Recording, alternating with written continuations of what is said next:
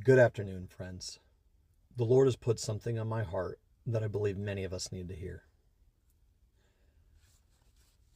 I've been thinking a lot. Why do we go to church?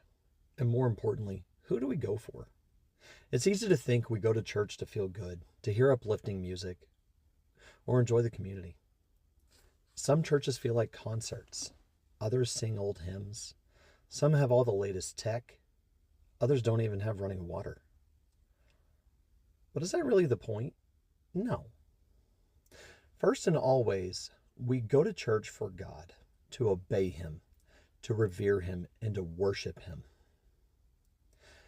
Hebrews chapter 10 tells us we can now enter God's presence because of Jesus' sacrifice, His body torn like the veil, opening the way into the holiest place. It tells us to draw near with true hearts, washed and made clean, to hold tightly to our faith without wavering because God is faithful, and to stir one another up to love and good works, not neglecting to meet together, but encouraging one another, especially as the day draws near. Church isn't about convenience. It isn't about how we feel. It's about gathering in obedience and giving God our worship.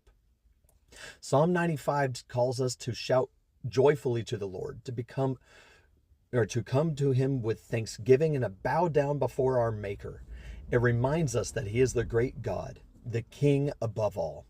He holds the depths and the mountains, the seas and the dry land. He made everything. He made it all. It tells us we are the sheep of His pasture. But it ends with a warning. Don't harden your hearts like they did in the wilderness. God was grieved for 40 years by a people who went astray with their hearts, and He said, "They shall not enter my rest." Worship is about reverence, not routine, not habit, but humility. We come to receive grace.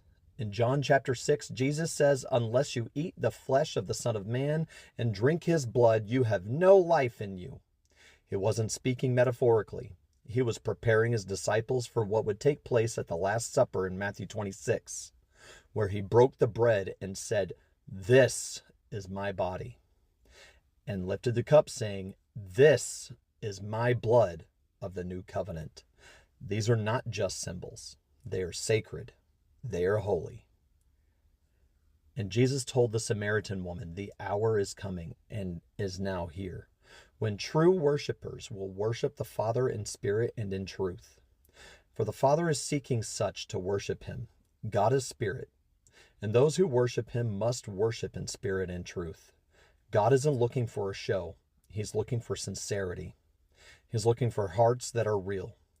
So ask yourself, are we going to church for us, or are we going for Him?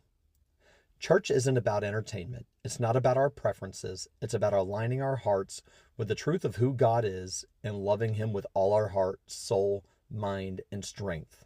So the next time you walk into church, remember, it isn't for us. It's for Him. God bless you all, my friends.